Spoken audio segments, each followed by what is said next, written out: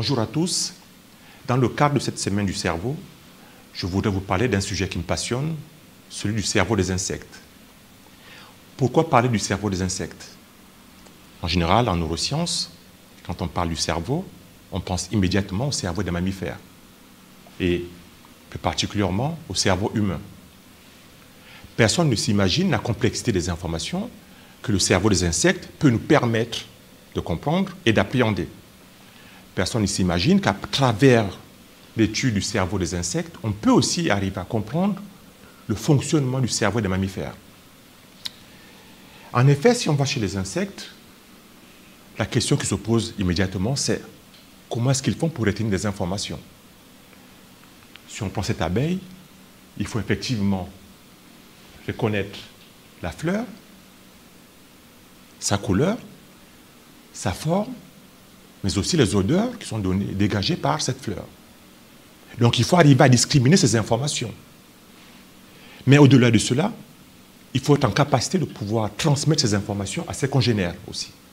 Donc communiquer avec le reste de la colonie.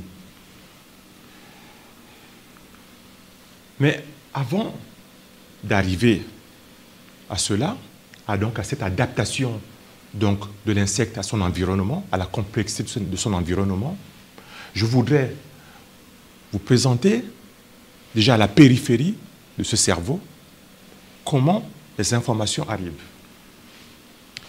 Si on regarde le cerveau d'un insecte, on va voir en fait que celui-ci est constitué de milliers de sensiles à la surface de la tête et au niveau des antennes. On peut ici voir ces sensiles sur une antenne de différentes formes. Mais ce qui est particulièrement intéressant, ce n'est pas uniquement la forme et la taille des sensiles, mais surtout de se rendre compte qu'à l'intérieur de chacune de ces sensiles ici, qu'on peut observer ici, que je vous ai schématisé ici, on a en réalité 2 à 3 neurones sensoriels qui récupèrent l'information en périphérie, et dans le cas présent, une information olfactive, et qui vont la transmettre vers des centres intégrateurs qui se situent à l'intérieur du cerveau. Alors ces centres intégrateurs, on peut les voir ici, et je vais vous les décrire, mais surtout décrire quelques-uns de ces centres. C'est par exemple les lobes antennaires. L'information part de la périphérie jusqu'au niveau des lobes antennaires. Mais ce cerveau d'insecte que je vous montre ici, en réalité, qu'est-ce que c'est? Si on prend de manière globale le système nerveux des insectes, on va se rendre compte, sur cette image ici de la blatte, qu'en réalité, le cerveau de l'insecte ici, c'est en fait la fusion de plusieurs ganglions. On parle de ganglions cérébroïdes. Et vous voyez qu'en fait, la chaîne nerveuse de l'insecte, c'est tout le long de cet animal, en fait, est constituée de plusieurs ganglions, avec un gros ganglion ici, qui est le ganglion cérébroïde, et qui est donc le cerveau qui nous intéresse. Je vais vous montrer ici une image qui est en fait une dissection du cerveau d'un insecte qu'on a mis dans un milieu de culture. Ce même cerveau, il est schématisé ici. Donc, lorsqu'on regarde ce cerveau, vous avez donc ici, en premier, le système visuel qui est constitué en fait donc, des lobes optiques, ici en rouge, qui sont donc entourés ici sur cette préparation. Vous avez également les corps pédonculés, qu'on voit ici en vert, mais qui se poursuivent également sur la partie bleue ici. Ensuite, vous avez les lobes antennaires qu'on peut observer ici. Je vous ai décrit ici 3 structures du cerveau d'un insecte. Ce ne sont pas évidemment les seules. C'est une structure présente. En gros, ce cerveau d'insecte, il est constitué de quoi? De neurones. Environ moins de 1 million de neurones. Chez les insectes, il y en a le plus, comme l'abeille. C'est certain qu'on est très loin du milliard de neurones qu'on peut retrouver chez les mammifères ou chez l'homme. Mais je vais vous montrer tout à l'heure, par un exemple de neurones, que la complexité du cerveau des insectes ne se situe pas dans le nombre de neurones, mais comme chez les mammifères, par le réseau qu'ils vont construire. Voici un exemple de neurone. Vous avez ici deux exemples de neurones, puis au niveau du lobe antennaire. Ici, vous avez le corps cellulaire de ces neurones. Ici, le premier neurone, deuxième. Qu'est-ce qu'on observe? Que ces neurones, en réalité, en fait, sont capables de faire des arborisations dans différentes régions du cerveau de l'insecte. Vous avez un premier neurone ici, vous voyez ces arborisations qui sont extrêmement complexes. Vous voyez que ce deuxième ici a aussi des arborisations extrêmement complexes. Il faut donc imaginer qu'un seul neurone chez un insecte peut faire des centaines de milliers de connexions avec d'autres neurones. Donc, comme je vous disais tout à l'heure, la complexité n'est pas dans le nombre de neurones, mais dans la capacité à pouvoir construire des réseaux extrêmement complexes. On peut le voir ici par tout cet enchevêtrement en fait, d'arborisation que le neurone va offrir à d'autres cellules. En gros, complexité, donc dans cette structure qui est le lobe antennaire, mais si je prends un autre exemple de structure comme le corps pédonculé que je vous ai montré tout à l'heure, on va aussi voir que des neurones dans ce corps pédonculé sont capables aussi d'une complexité, c'est-à-dire de connexions extrêmement complexes avec d'autres neurones. Voici un exemple ici. Je vous ai montré ici quelques exemples donc, de neurones au niveau des corps pédonculés en vert. Vous reconnaissez l'image que je vous ai montrée auparavant. Ici en bleu, vous avez en fait les corps cellulaires de ces neurones. Regardez ce qu'on observe. On voit que dans ces corps pédonculés, vous avez des clusters, des groupes de neurones qui peuvent en fait, qui vont envoyer des projections, des tractus dans différentes régions du cerveau de l'insecte. Voyez, vous avez un ensemble de neurones qui partent dans une direction déterminée, d'autres également. Donc, différents clusters avec une organisation très différente. Ce type de structuration, d'organisation, on peut le retrouver aussi chez d'autres espèces, comme les mammifères, avec des neurones qui vont former des tractus, qui vont se diriger vers des régions bien particulières du cerveau. Mais cette connaissance du cerveau, cette connaissance de l'anatomie du cerveau, des réseaux des neurones et du trajet des neurones, n'est pas suffisante à comprendre comment les insectes intègrent les informations. Pour le faire, on va utiliser les insectes en laboratoire.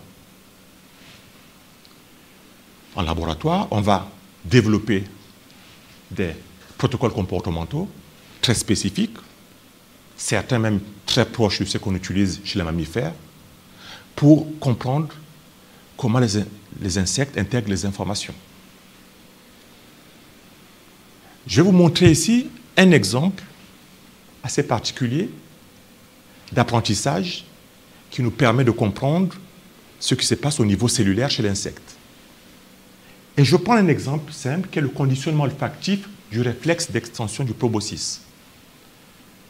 Le proboscis est un organe sensoriel, en fait, une espèce de trompe qui permet à l'abeille d'aller récupérer le nectar dans les fleurs. On a observé que lorsqu'on stimule les extrémités des antennes d'une abeille avec une solution sucrée, elle étend son proboscis. C'est donc un réflexe. On peut donc utiliser ce réflexe pour pouvoir comprendre comment l'abeille apprend des informations. Qu'est-ce qu'on fait dans ce contexte? On va associer à cette solution sucrée une odeur particulière, donc un stimulus olfactif, qui est présenté avant la solution sucrée pour récompenser l'abeille. Lorsque l'abeille sent l'odeur, elle sait immédiatement qu'il va y avoir une solution sucrée derrière, qui va lui être offerte. Par la suite, l'odeur va être en capacité de produire l'extension du proboscis. Mais je vais vous le montrer par des images. Vous avez ici une abeille qui est mise en contention dans un laboratoire. On va lui envoyer une odeur, qui va donc être ici le carré rouge, qui va apparaître. Cette odeur, elle ne la connaît pas. Qu'est-ce qu'on observe? Pas d'extension du proboscis.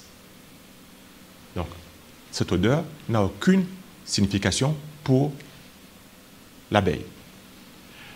Par la suite, on va associer, comme je vous le disais tout à l'heure, une odeur, cette même odeur, avec une solution sucrée. C'est-à-dire que la solution sucrée, c'est la récompense. Vous allez avoir, pour le moment on ne la voit pas ici, il y a une solution sucrée qui arrive, donc l'odeur ici, on récompense l'abeille. Donc on est dans l'association, ici. L'association donc de l'odeur et de la solution sucrée. L'odeur, l'abeille a reconnu ici la solution sucrée, mais précédemment à cette solution sucrée, il y avait l'odeur. Ici, on refait le test. Cette fois-ci, on n'en voit que l'odeur toute seule. Donc le carré rouge, c'est quand l'odeur apparaît. Et qu'est-ce qu'on observe? L'abeille étend son proboscis. Ça, c'est un exemple de conditionnement qui est fait chez l'abeille. Donc, le réflexe d'extension du proboscis, le conditionnement du réflexe d'extension du proboscis, c'est en fait celui-là que je vais nous présenter. À partir de ce type d'apprentissage, on va essayer de comprendre comment l'abeille apprend des informations. Mais surtout, on va essayer de comprendre si l'abeille a une mémoire. En effet, on peut faire ce type de conditionnement en un seul essai, c'est-à-dire qu'on va faire cette association odeur, solution sucrée présentée à l'abeille une seule fois, et on fait le rappel, à un certain délai. On observe qu'en général, l'abeille va retenir cette information à très court terme, mais on peut également faire cet apprentissage en plusieurs tests, en plusieurs essais. C'est-à-dire qu'on va le répéter, par exemple, 3 fois, 4 fois, 5 fois. Et ensuite, on fait le test à un délai ultérieur. Qu'est-ce qu'on observe lorsqu'on fait ce type d'apprentissage chez l'abeille ou chez d'autres insectes, comme la drosophile, ainsi de suite? De manière générale, on va se rendre compte que ces abeilles, en fait, sont en capacité de mémoriser cette information.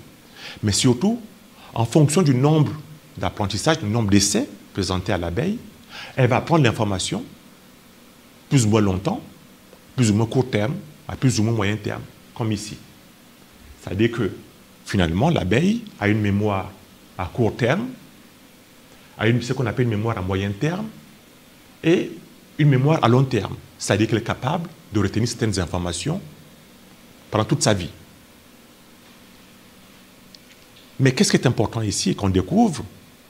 C'est que ces insectes, en réalité, ont une mémoire, peuvent mémoriser des informations, comme la plupart des animaux. Donc, ils peuvent intégrer des informations de leur environnement. Quelque chose qui nous paraissait extrêmement lointain lorsqu'on parle de la cognition et de l'intégration des informations chez les insectes. Plus facile de comprendre chez un rat, une souris, mais on peut voir qu'ici, chez certains insectes, comme l'abeille, la drosophile, on peut arriver à comprendre la cognition. Mais on va essayer d'aller un peu plus loin que ça. On s'est rendu compte aussi qu'à travers ce type d'apprentissage, notamment du réflexe d'extension du proboscis, et d'autres apprentissages aussi que je ne vous ai pas montré ici, qu'on pouvait comprendre des mécanismes extrêmement cellulaires. Mais c'est quoi ces mécanismes cellulaires? Quand on parle de réseau de neurones, bien évidemment, ce sont les neurotransmetteurs. On a découvert qu'il y a aussi les mêmes neurotransmetteurs qu'on peut observer chez les mammifères, notamment l'acétylcholine, qui est un neurotransmetteur excitateur, le GABA, qui est un neurotransmetteur inhibiteur, et d'autres neurotransmetteurs dont je ne vous parle pas aujourd'hui. Donc ces mêmes mécanismes cellulaires qu'on peut étudier chez les mammifères, on peut aussi les étudier chez les insectes. On revient sur cet apprentissage ici que je vous ai montré du réflexe d'extension du proboscis. En réalité, vous avez compris que cet apprentissage-là est excellent puisqu'il nous permet de voir que l'abeille mémorise des informations. Mais imaginons qu'on utilise cet apprentissage pour tester l'effet de certaines molécules, notamment des drogues qui peuvent bloquer ces neurotransmetteurs dont je vous ai parlé tout à l'heure. Par exemple, l'acétylcholine. On veut mettre en évidence le fonctionnement de l'acétylcholine chez l'abeille. Qu'est-ce qu'on fait? On reprend ce même apprentissage, mais avant de soumettre l'abeille en laboratoire à cet apprentissage, on va lui injecter une drogue, une molécule, qui bloque le fonctionnement de notre neurotransmetteur, ou une drogue qui est connue chez les mammifères pour bloquer le fonctionnement de ce neurotransmetteur. Donc ici, quand on fait cette injection avant le conditionnement, donc avant l'acquisition des informations, donc avant l'acquisition de cet apprentissage, on va pouvoir voir l'effet sur l'acquisition des informations, mais également sur le rappel. Mais on peut aussi faire cette injection, donc une molécule, ou cette drogue, après l'apprentissage, et on va voir cette fois-ci l'effet sur le rappel. On a fait ce type d'expérience chez l'abeille, et notamment en injectant les molécules au niveau du cerveau, et plus particulièrement au niveau des ocelles, qui sont des petites structures au niveau de la tête de l'abeille. Qu'est-ce qu'on a pu observer? C'est que si on refait cet apprentissage chez l'abeille, donc injection avant l'apprentissage, on a injecté ici une drogue qui est la mécamilamine, qui est un inhibiteur des récepteurs cholinergiques, notamment des récepteurs de l'acétylcholine de type nicotinique.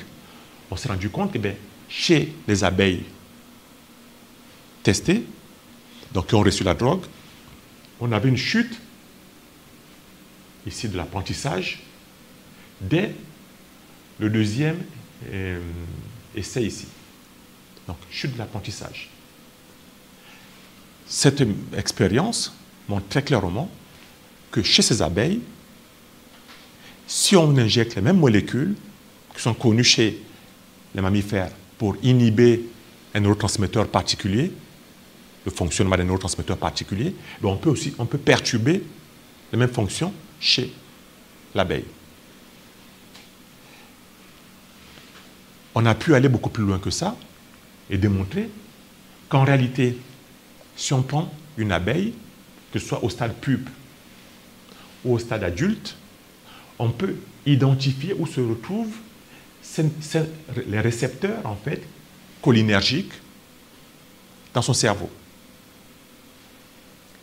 Je n'irai pas très loin dans les détails, mais par ces quelques expériences, on a pu comprendre que les insectes ont tout simplement, en fait, au niveau cellulaire, au niveau du fonctionnement de leur cerveau, les mêmes mécanismes que ce qu'on peut retrouver chez la plupart des mammifères et chez la plupart des animaux. Donc finalement, qu'est-ce qui nous différencie, nous humains, des insectes? C'est peut-être que le langage. Pour finir, on peut dire que les insectes ont un cerveau, un nombre de neurones inférieur à celui des mammifères, évidemment, mais par contre, une complexité qui est liée en fait au réseau de neurones, aux connexions, aux synapses entre ces différents neurones. Mais surtout, que ces insectes sont un super modèle pour comprendre la neuropharmacologie, la neurotoxicologie et finalement le cerveau dans son ensemble. Je vous remercie.